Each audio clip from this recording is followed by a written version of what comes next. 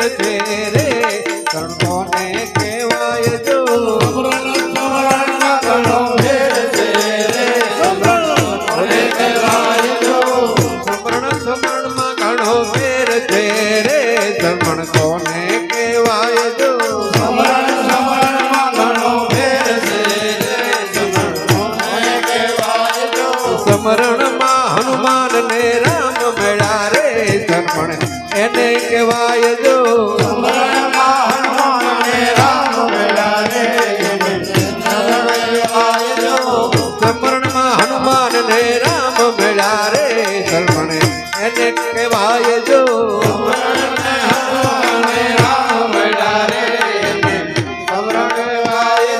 તાળી પાડો તો મારા રામની રે બીજી તાળી ન હો